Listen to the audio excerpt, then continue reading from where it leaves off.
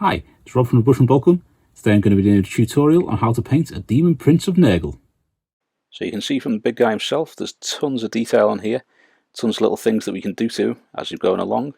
So the first colour we're going to start with is Citadel Mephiston Red. I'm going to be using this on all the open wounds and the sores and the burst pox and things like that on him, inside of his mouth.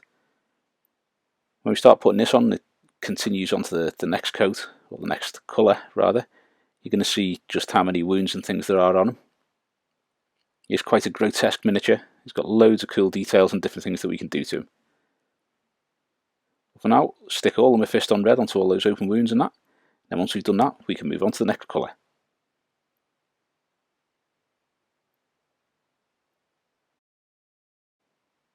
So now that we've got all the red on, we're going to move on to Vallejo Russian uniform, World War II. And it's one of the Flames of War colours, but if you haven't got this, any kind of olive drab colour will do.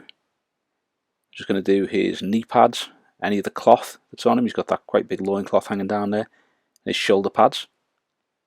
Any other bits that you want to do this colour, just get them in now. Say shoulder pads, he's only got one shoulder pad, and the other one's a kind of gaping wound showing all the muscle underneath, which is a delightful look. Once you've finished applying all this, we can move on to the next colour. So next up, we are going to use a little bit of Citadel Leadbelcher. Now this is quite a dull grey metal colour, so it's ideal for doing all the metals on the death guard because you don't want them too bright and too cheery. You want them to be nice and dull and grey, and it gives a nice base to do all the kind of tarnished, weathered effects on them.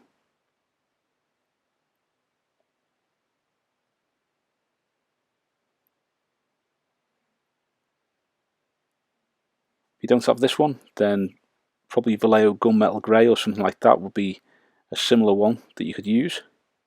Got that kind of dark grey metallic.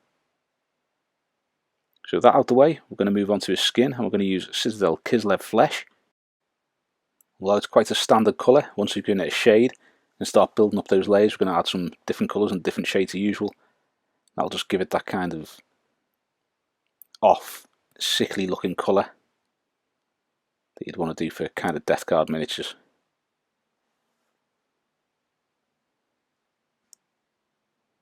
So there's a fair old bit of skin on this miniature too. You've got all the stomach there, you've got his hand poking out the power glove, parts of his elbow, you've got the other massive hand, his shoulder, areas on his back. So you can see there is quite a bit of the colours that we've used so far. Because the miniature's so big, it does take quite a while to do all these layers. So now I'm going to use some Vallejo Modeler Rust. I'm going to use this because it's kind of a nice bronze colour. Use this to do all of the armour trim on a miniature. So that's like the trim on the shoulders, around the neck piece, the skulls and decorations, parts of the hilt of his sword. You'll also be able to do that with some of this too.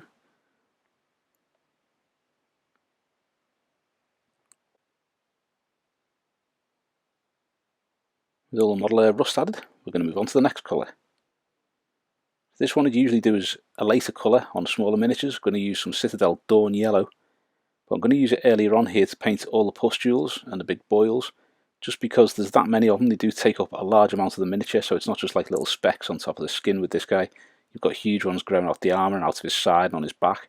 So we're going to paint all these in now so that you can see them where they are, and then we can shade them as you would do with any other part. As I say, on the smaller miniatures like the Poxwalkers or the Death Guard themselves, would probably just add these at a later point as well. Now you can see as he's coming on, as the details start to show up on, they are pretty hideous.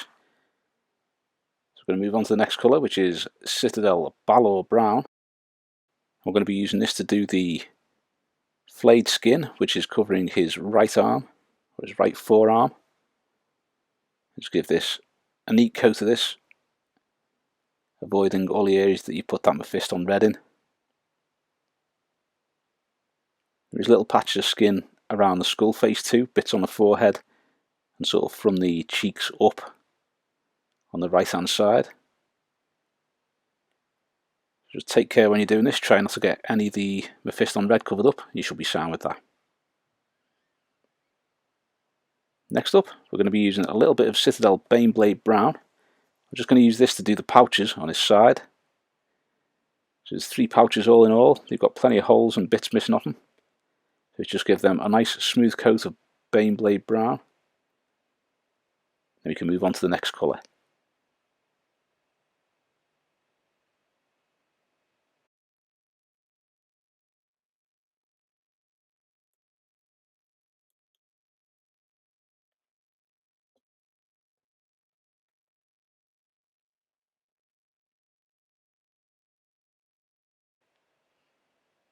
Next up, we're going to be using a tiny little bit of Citadel Emperor's Children, and this is just to do his tongue. There's not too much needed on that. Very, very quick layer that one, because there's only a little tiny tongue poking out his mouth.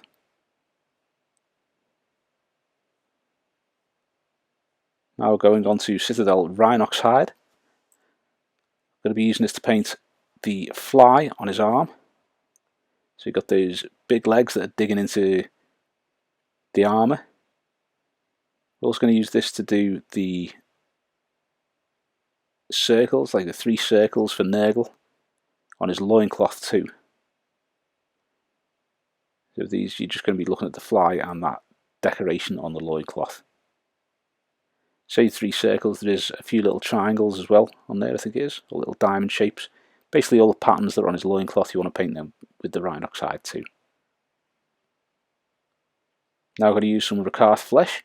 I'm going to use this to do his fingernails and the little bone spurs that are growing out of his feet and his legs, the top of his head and his back. He's got all those kind of bone exhausts coming out of his back. So you want to paint all of these with the Rakarth flesh, because we'll be painting them up like bone. You can also use it for the weird looking skull thing that he's got on his knee, or his shin I should say. And also the skull on the flayed skin on his forearm too.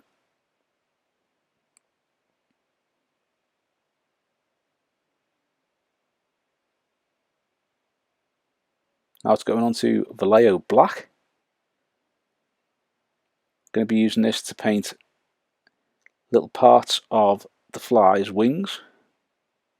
Give them a nice smooth coat of black, because we'll be using some of the little iridescent paints to paint up these wings, just to give them that weird shiny look that you get on flies' wings. So you paint them black first, that gives it a nice undercoat to work with those iridescent paints.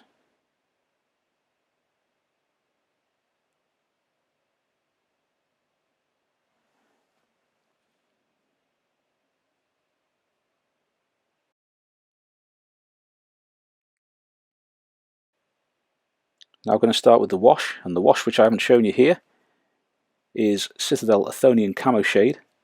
Now is that sort of camouflage green colour. We're just going to do all the skin, and we're also going to use this on the bits that we painted with the olive drab colour. The reason I'm doing the skin with this colour is because it does leave it looking quite grim, and it does look quite sick. Have you ever seen someone turn green, like when they're waiting for a lot of injections or anything like that? Then I think this colour adds that tinge to the skin that you kind of see when that sets in.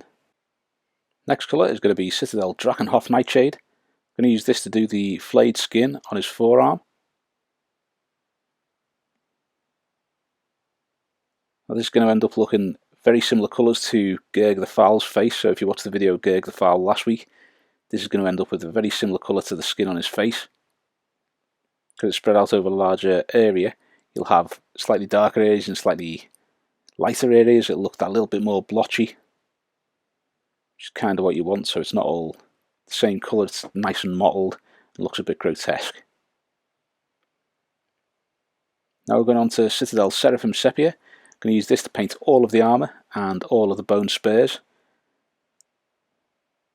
Now if you read some of the comments, it was mentioned on one of the videos the other day that the reason that I paint the whole of the armour with Seraphim Sepia rather than just the detailed areas is just so that when you're painting on that layer, the off-white colour, it's so that you get those streaks, and it kind of makes it look that little bit mottled without any effort. So even after you just put that layer on, it does look mottled, it does look weathered and worn. That's the reason for that. Next up, it's a little bit of Citadel Druchii Violet. I'm going to use this on all of the areas of red, so around those eyes, in his mouth, all of the wounds, including on the flayed skin on his arm, this nice big open wound on his shoulder here.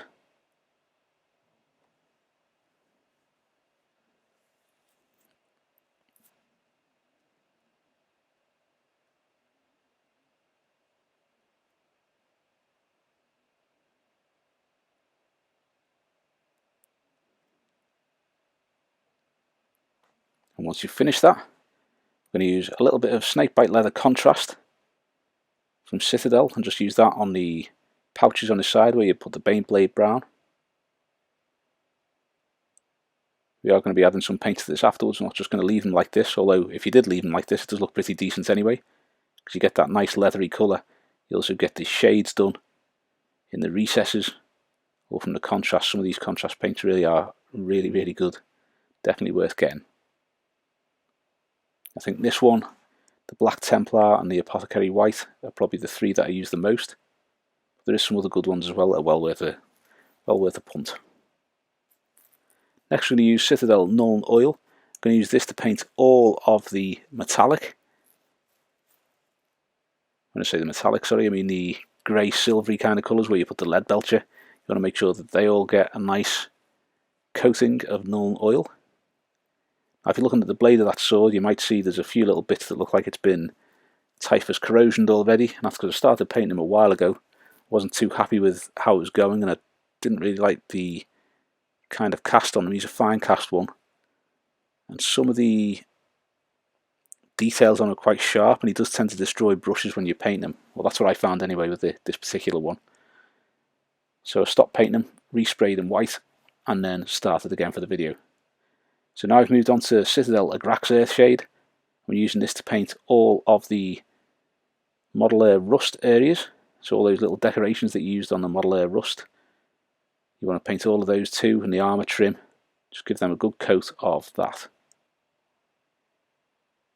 I say the particular areas, I don't know whether you'll be able to see it in the video, the arrows on the armour trim on his legs, like they have all kinds of recesses, and the sides of them are such a pain to paint. But if you make the effort and you do paint them, it does look really good. Okay, so the next up, we're just going to use a little bit of Citadel Mournfang brown here, and this is just to do the hair on the corpse.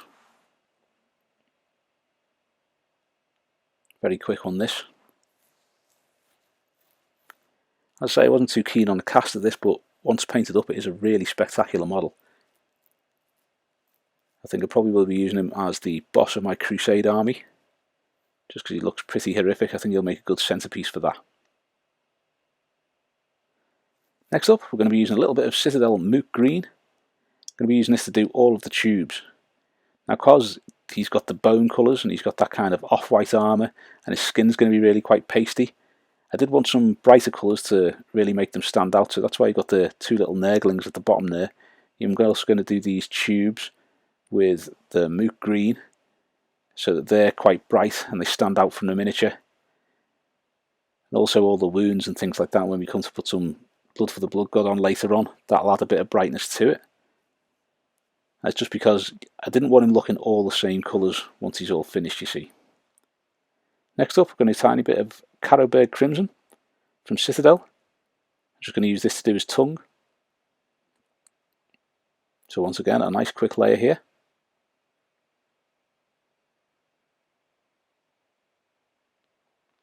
And now a little bit of Citadel Cassandora Yellow.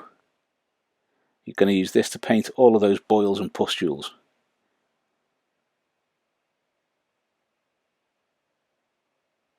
When you're looking at the miniatures like this and you're thinking they were once the great looking Space Marines, defending terror and all that kind of stuff, and then they're thrown in with Nurgle to save the Legion, and look what they became.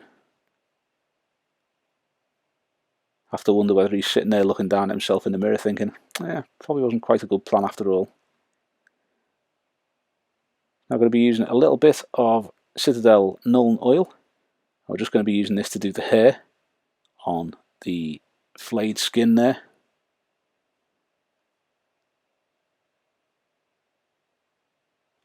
And now we're going to use some Citadel Leadbelcher Green. I'm going to use this on the tubes that we just painted with the Moot Green. You might find when you're painting this that you'll come across little areas that you've missed and things like that. If you do, just go ahead and crack on and paint them. There is so much detail on it, it is easy to miss some of it when you're going along. So it's not surprising that you do find the odd little bit that you've missed, or a detail that's not been coloured, or something that's not been shaded. Now we're going to start working on the skin again, so we're going to start with Citadel Kislev Flesh. We're going to start bringing the colour back onto this, making sure that you leave enough of the Athonian camo shade around so that it does look a bit manky and a bit dirty and mottled. I do want the skin on him to stand out as being quite horrible. You've got all these boils and pustules and he's just hanging out there at the front. So I want to make sure that he's looking particularly hideous.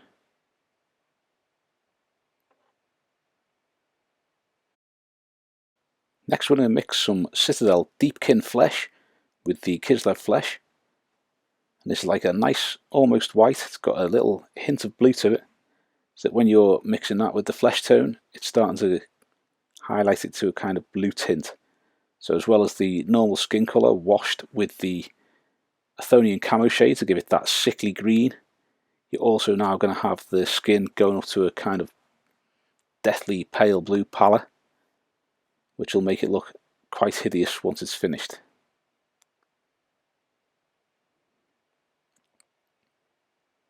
Once we've finished that layer, we're going to add some more Citadel Deepkin Flesh to the previous mix. I'm going to start highlighting this again. Get a little bit closer for you there. Because he is such a big model, there is some massive areas of skin on him. I'm going to do, I think, maybe 1 or 2 layers more on the skin than they usually would, just to give that a little bit extra. Just adjusting the camera there. But you want to be highlighting about maybe 60 to 80% of the skin with that layer, mainly on the areas that are catching the light. And then for the next layer we're going to add some more Citadel Deepkin Flesh to the previous mix. I'm going to start highlighting that once again. So each layer that you add, you want to be leaving some of the previous layer visible around the edges. And that just gives you that kind of darker area going up to the lighter area. Kind of roughly blended together.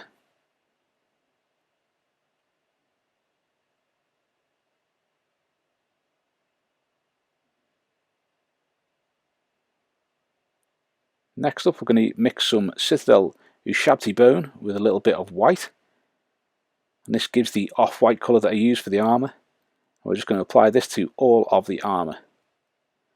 Now whereas I'll do a few layers on different parts of the miniature, on the armour like this I just do 1 layer of the off-white. That gives it that kind of mottled look because you can still see some of the sepia showing through.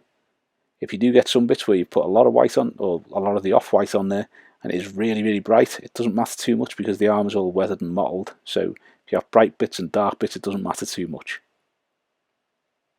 Now we're going to use the Citadel Rakarth Flesh and we're going to start working on all those bone spurs and the bone exhausts. Now there's a lot of details on these, there's little nicks and sort of like grooves and ridges running up and down them. So you want to try and leave the Seraphim Sepia shade in those, so that you can still see those details once you put the Rakarth Flesh back on.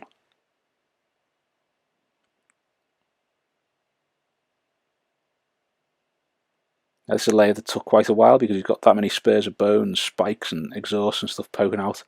There is quite a bit to do on these layers, so it may take you a little bit of time.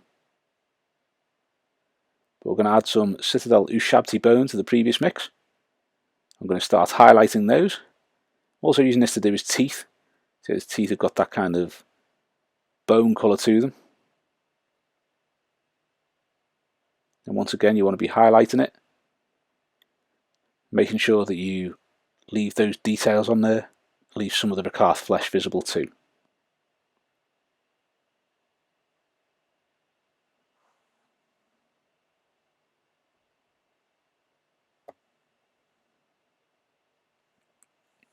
Once you've got through all of those, We're going to add a little bit more Citadel Ushabti bone to the previous mix.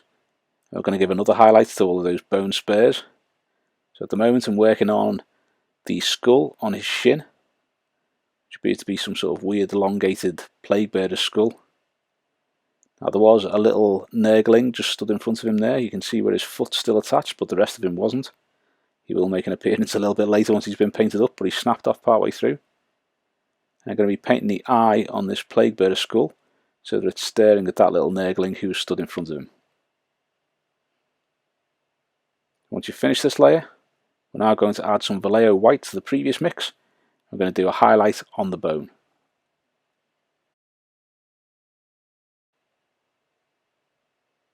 Which you can't see because it's off camera. There we go.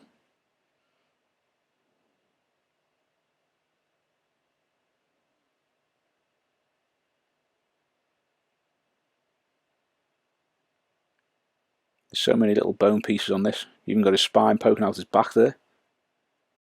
Got his fingernails that look like on one of the hands, on the left hand I think it is. Looks like part of the end of the finger's missing, so there's a bit more bone showing on that one than the rest. Now we're going to work on this flayed skin. We're going to use some Citadel Balor Brown. I'm going to start reapplying this to the skin.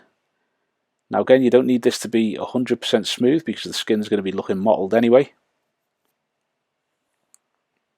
But you do want to get a bit of reasonable coverage on it.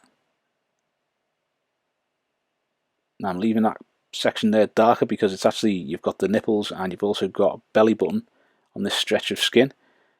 So I'm leaving those rather than going over the Balor Brown because I'm going to paint them ever so slightly darker than the rest of it.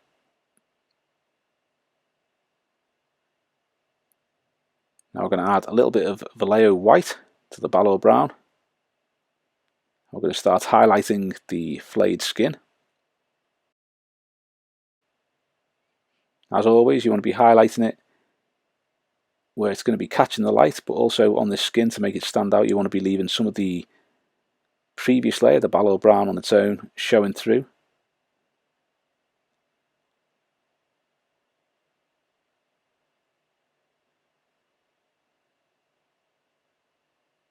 Once you finish this, we can move on to the next layer. The next layer, we're going to add a little bit more Vallejo White to the previous mix. I'm just going to start highlighting this a little bit more.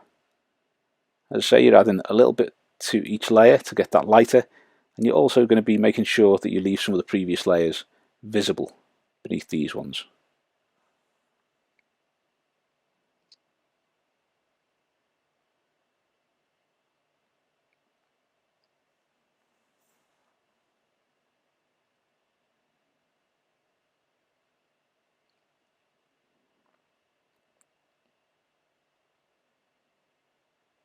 Now we're going to be using a little bit more Vallejo White mixed in with the previous mix and just do one final highlight on this skin. We're going a little bit paler than we would normally just because it's obviously stretched out there. There's not going to be a lot of blood in there and it's probably just going to be a bit of a rotting cover in there.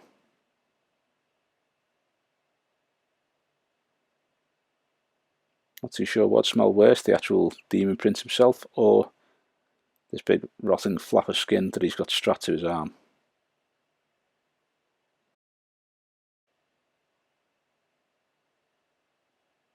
That done, we're just going to add a little bit of Mournfang brown to the previous mix.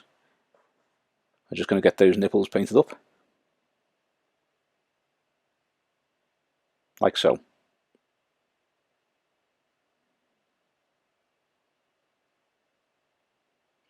Now we're going to start working on the green, so we're going to use the Vallejo Russian Uniform World War II. I'm going to start reapplying this to the knee pad, the pauldron, and the cloth at his waist. So when you're painting this on, you want to think about where the light's coming from and what's going to be highlighted. Also make sure that you leave some of the shade in the recesses.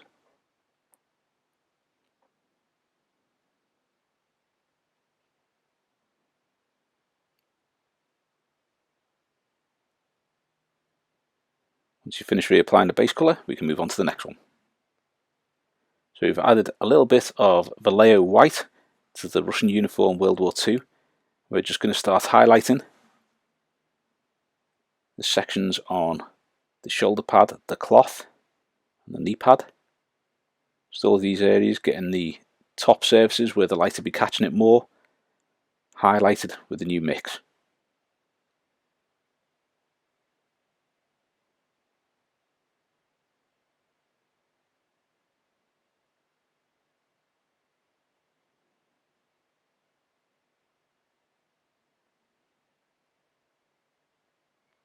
I'm going to add a little bit more Vallejo White to the previous mix.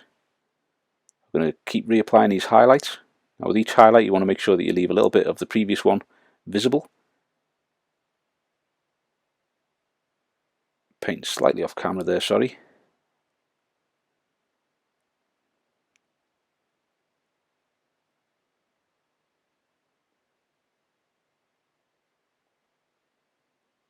We want to highlight that so that the top surface has a lot more highlights than the lower edges or the bits that are underneath, so it looks like it's catching the light.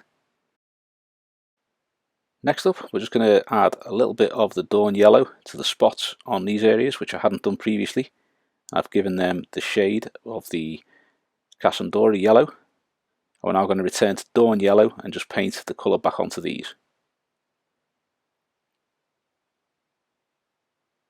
They really do stand out. They are quite bright, these, as Dorn yellow, but once we add a couple of layers of highlight to them, they should look fine. It'll dull them down a little bit.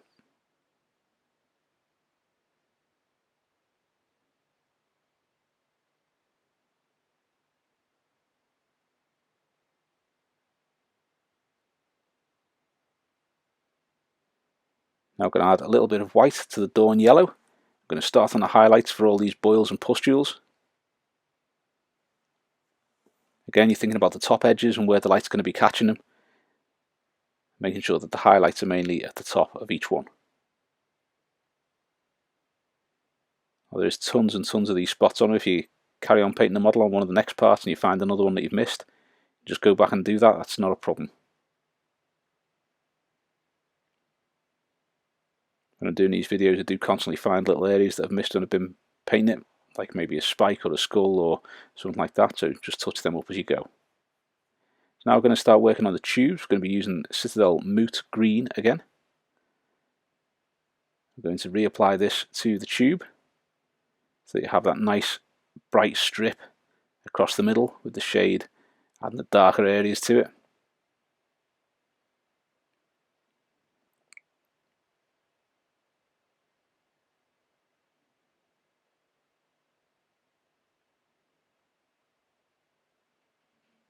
Once you've done that, you can move on to the next highlight. So we're going to add a little bit of Vallejo White to the Moot Green. I'm just going to start doing a few little highlights. Now what I'm doing here, I wanted to make it look like there's little brighter patches moving through the tube. So I'm not doing any kind of particular smooth highlight. It's all kind of like little spots and streaks and things like that, as though there is lighter things moving through the tube from one way or another. Also doing a few little circles, like a few little spots of this lighter shade, because we're going to be adding a little bit of Moot Green and shade to them to make them look like little bubbles inside. Now I'm going to be adding a little bit more Vallejo White to the previous mix. I'm just going to be making those little streaks have little brighter spots. So you can see now that they're starting to look a little bit like something moving through the tube, maybe a bubble or a streak of lighter fluid. Like so. Now I'm just going to use a little bit of Citadel Moot Green. I'm just going to put a little spot of Moot Green in the centre of any little circles that we're going to be doing as bubbles.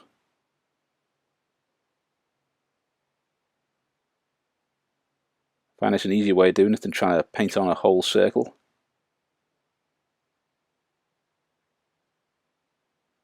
I'm just going to use a tiny little bit of Citadel BL Tan Green. I'm just going to put a tiny spot of that in the spots of Moot Green that we just used. Gently tap that into place. That'll give you that kind of crescent or circle or bubble within the tube. Now we're just going to use some plain Vallejo White.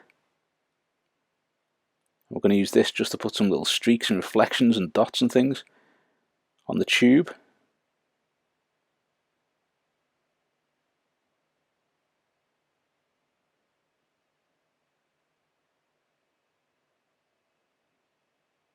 like so.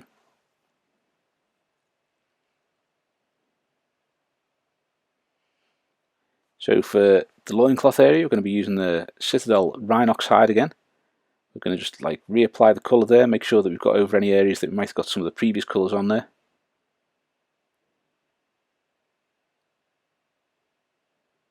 Once you finish with that, we're going to add a little bit of Citadel Ushabti bone. I'm just going to do some highlights on these brown areas.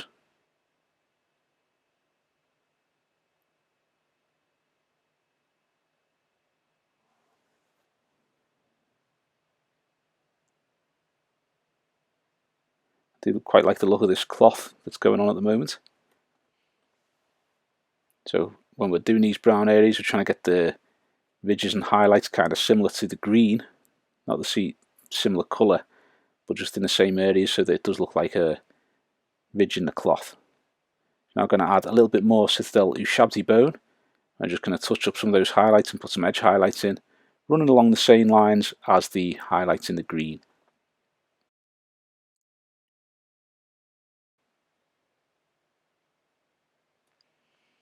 Now we're going to be using Citadel Rhinox hide again. We're going to start working on the fly. So we're going to touch up all the areas of fly where the paint has been rubbed away or we've got other paint on there. I'm quite pleased I ordered one of the extra large painting handles because I haven't actually got one at the moment. And it should hopefully stop me rubbing off some of the paint on the larger models when I'm painting them. Now what you can't see here is me mixing a little bit of Citadel Mournfang brown with the Rhinox hide, and we're going to start highlighting the fly. So with this again, think about where the light's going to be catching it and highlight those areas. That is a pretty grim looking fly, this. I am particularly pleased that you don't get them this size in real life.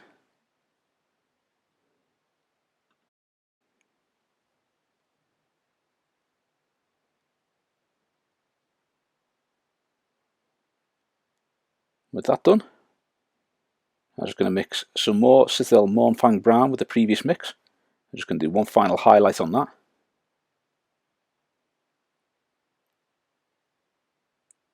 It'll still be quite dark when you finish this, but I wanted to have the fly so it does look like quite a grim, dark, manky looking fly. So I've done this quite a dark brown so that it contrasts with the rest of the miniature. It'll also be quite a stark contrast to the wings when we start applying some of those funky colour shift paints to it. Now I'm just going to use Citadel Mournfang brown. I'm just going to start working on one final highlight, a pure Mournfang brown, onto the fly. You'll also probably see they've started working on the base here as well. The front of the base you've got the Astro Granite Debris as always, and behind him I've used Sterling Battlemire, as though as he's walking it's making the ground and everything beneath him start to rot and break down. So you see that to a greater effect when the miniature is finished, hopefully. Now I've just added a little bit of Citadel Rakarth flesh to the Mournfang brown, and I'm just going to do a tiny little highlight, and it's kind of more like little patterns that I'm doing on the back here, just some little discolorations on the body of the fly.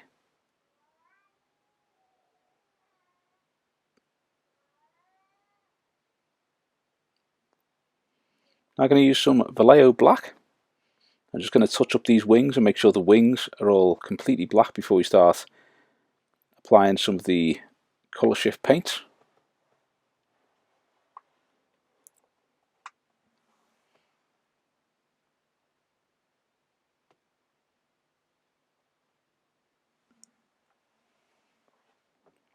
Once you've got a nice smooth layer of black on there, you can move on to the next colour.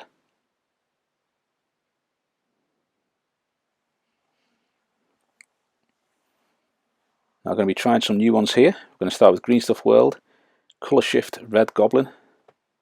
It's the first time I've tried to use any of these. Well, I did have some different kind of colour shift paint that I used for the eyes and the flies on some of the other Death Guard miniatures, but I don't think I've used them in the tutorials too much. What I'm doing here is I'm going to use a couple of different colour shift paints aboard the set of them. There's 6 in total, a few different colours. I'm using the different colours on the wings here to try and represent when you look at a fly's wing and the way it changes colours. It's all different segments, so they're all different colours. I'm just generally kind of giving a few little splashes of the different colour shift paints. Next up, we're going to use a little bit of the Martian Green from Green Stuff World. This is again another one of those paints that changes colour.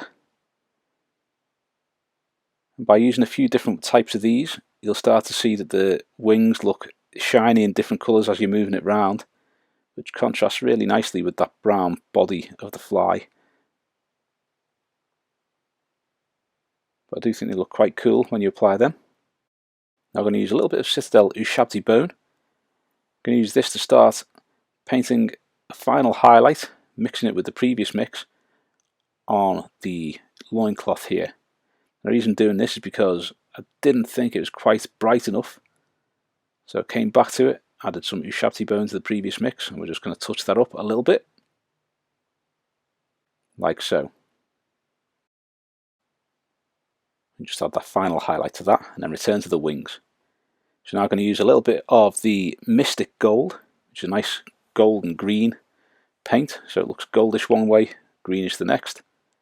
I'm just going to touch up and add a few little bits of this to different parts of the wings. And what you might find is that you may need a coat or two of these when you're putting on one. One coat sometimes shows a little bit too much of the black through a thing, it doesn't really give it that iridescent, but if you give it a couple of coats, it does really give you that nice two-tone kind of colour. But again, they're not getting placed on in any specific places or anything like that. I am just using these entirely just to get some different colours on there, so as you're looking at it, it's all different segments. So this one is called Emerald Getaway. We are using this just to do a few more patches on the wings, just to give them that extra shine. You can see as it's moving about, you're getting different colours in there. We'll be playing around a bit more of them. Hopefully going to do another or a newer Plague Bearer video. I'm not too keen on the old ones, the original one that I did a few years ago. If I've got one with the fly's eyes, you'll be seeing these again. This one is called Tropical Green. I'm just going to add a few little bits to this. I'm kind of using this on the edges of the circles. Just a kind of weird multicoloured highlight maybe. But you can just dot that around again. It's just to give it that segmentation kind of look of all the different colours shifting and changing as it moves around. I'm quite happy with how that looks. So now let's work on his eyes. I'm going to use Vallejo White first. I'm just going to colour in the whole of the eye and the whole of the other eye, which is far smaller, more regular looking,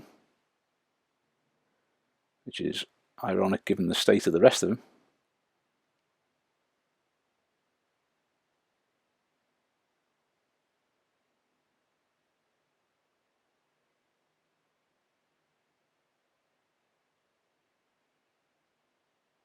I'm also going to paint the eye on his knee that's going to be watching Nurgling. With those done, we're now going to use a little bit of Vallejo Black to put the pupils in all of the eyes. So I want the Daemon Prince to be looking straight ahead. With an eye that size, you can't help but have him looking slightly surprised. He looks moody on the left, and the other half of his face makes it look like he's just stubbed his toe or stood on some Lego or something like that. Now I'm going to shade his eye with some Citadel Cassandora yellow.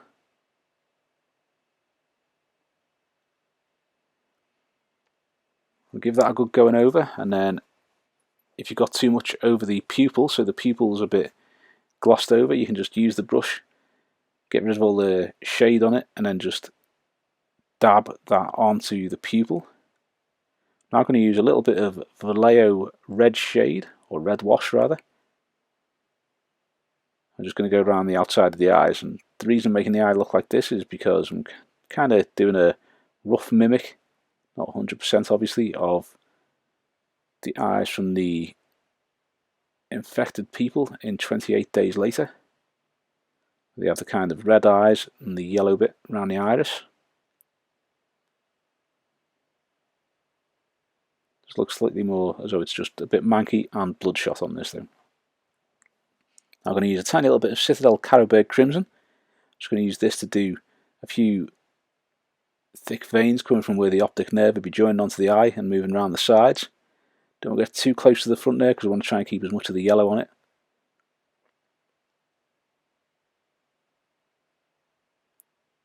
Also going to do a few spots where the pustules on him have burst or ruptured. Now I can't actually tell on the miniature itself, as I say, it's fine cast and there's some parts of it that I'm not too keen on the way they've been done, and I think it's just because of the actual cast itself. So I've just done any of the boils and the pocks that haven't been made into proper full boils and pocks yet. I've just topped them with a little bit of Carroburg Crimson to make it look like they burst.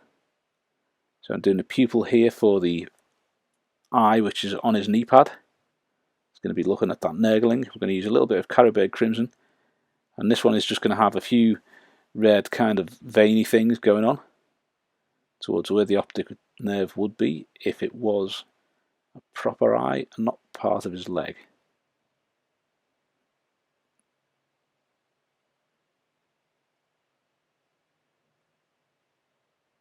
Like so.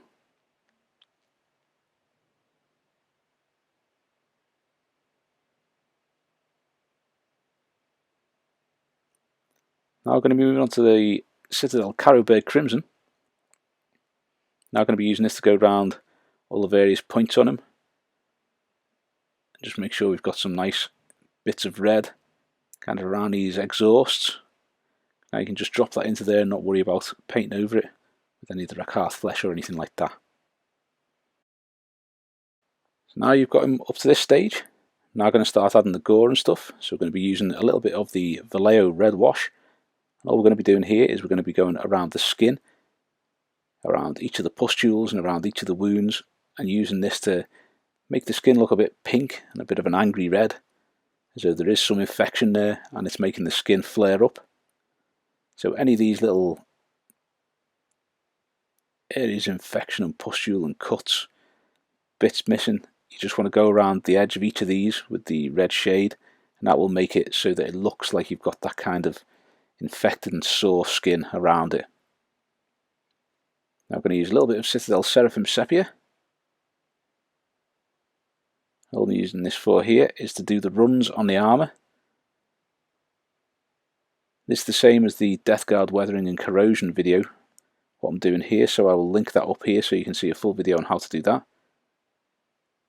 But it's basically doing runs vertically on the armour, as though there's all kinds of little bits of stuff running down from ridges in the armour or cracks in the armour to give it that weathered look. I always do the arms and the legs as though he's been stood up straight and it's been running down while he's like that rather than how they are. Now I'm going to use Agrax Earthshade and we're going to start adding a few little bits to the exhausts here. It means to do half circles and darken them up a bit.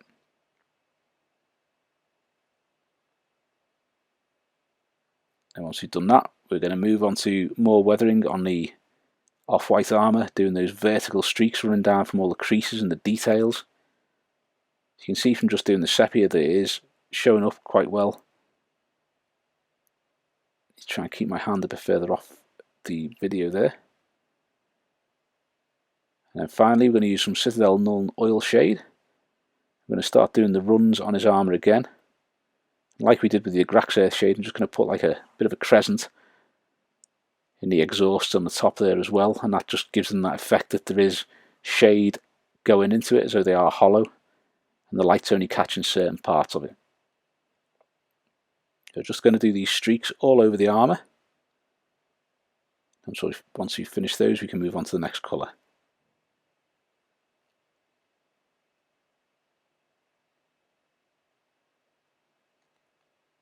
Now I'm going to use some Citadel Seraphim Sepia and we're going to start working on his sword and the metallics on him. So we're going to start discolouring the sword with a bit of Seraphim Sepia. You want to leave some of the Leadbelcher visible, but you want to leave some big patches of Seraphim Sepia. You don't want it to pool too much that it's going to dry shiny. If you want to do it, you can do a couple of layers of it, so you get a more deeper sepia colour with it. But one should do it. So using this on the tubes and pipes, and also the chainmail and the chains.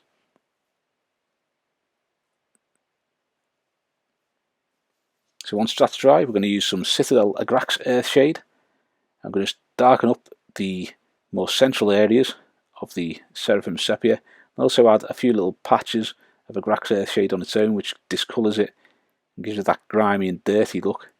So while the Sepia makes it look like it's starting to rust and discolour that way, the Agrax Earthshade just makes it look like it's a really manky blade.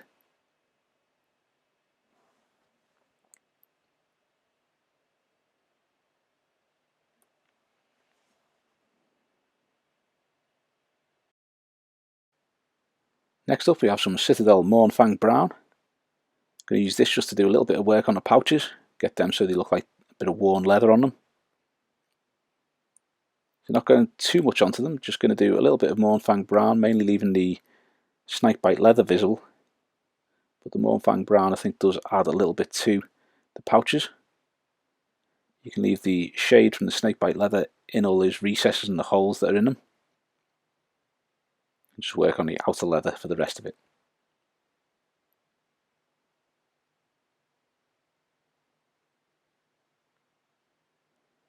So now we're going to add a little bit of Citadel Rakarth flesh to the Mournfang Brown. I'm just going to scrape up these pouches a little bit.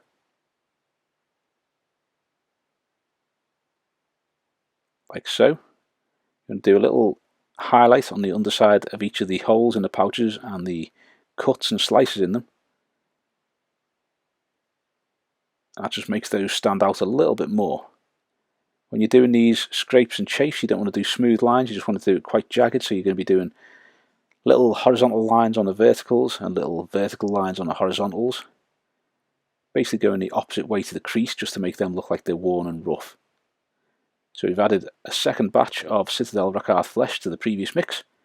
I'm just going to do all the highlights final on the leather here. So you can see me doing those horizontally across the vertical there. That just gives them a rough crease look, as though the creases have settled into the leather of the pouch and they've slowly been wearing away on those sections for quite some time.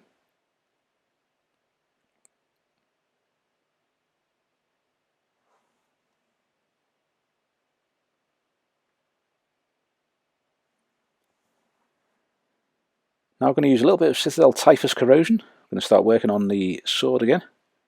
Just going to put some patches of this. Now if you don't have Typhus Corrosion, it's worth getting.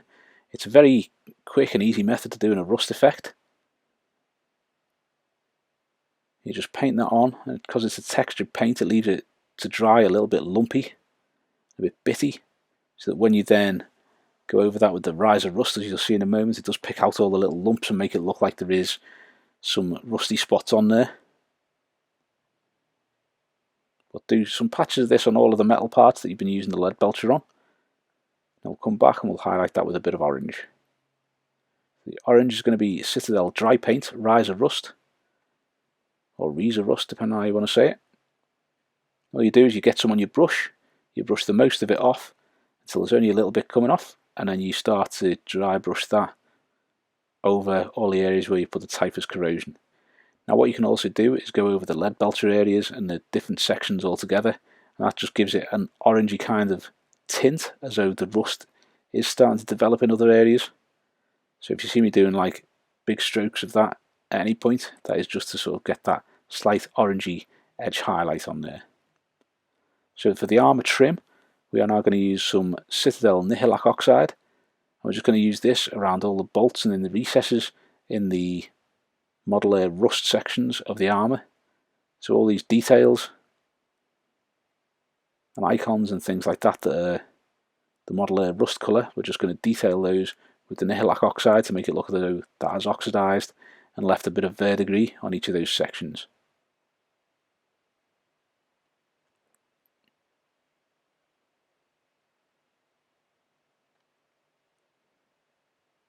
Now we're going on to some Citadel Carroburg Crimson. We're going to do some blood runs and gore him up a little bit. So much like he did with the streaks for the weathering on his armour, you're going to use Carroburg Crimson. I'm using a Wargamer character brush here from Army Painter. I'm just doing vertical streaks of Carroburg Crimson from each of these cuts and slices and wounds. That just gives the impression that there's blood seeping out of them and running down his body. So if you think about his shoulder at the top there where there's a big cob missing out of the skin, because I always paint them as though the arm's been vertically downwards, the streaks would run down towards the elbow. So here I'm using a little bit of Nurgle's Rot, which is a hideous coloured little gloss paint. I'm just making this as though it's weeping out of some of the sores and the pustules in his ear.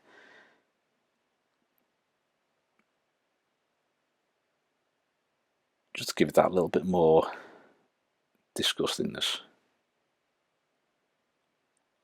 Like so.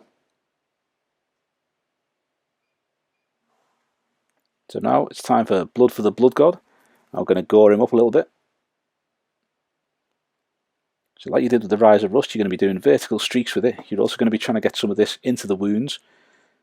If there's big open wounds, you want to sort of like give this a bit of a coat over it. Now I have previously varnished the model here. I used Halford's matte varnish, or Halford's matte lacquer, to paint that up. Just sprayed that on before I started adding the Blood for the Blood God. Reason for that is the varnish that I use is matte, so if you put Blood for the Blood God on and then you spray it with the matte varnish, it takes that gloss effect off. But what you can do is, if you wanted to have that gloss effect, spray it with the matte varnish, and then you can go over that with a little bit of Citadel Hardcoat gloss varnish, and you can just draw that on like so. So I'm just doing this part as a bit of an example of what it would be like.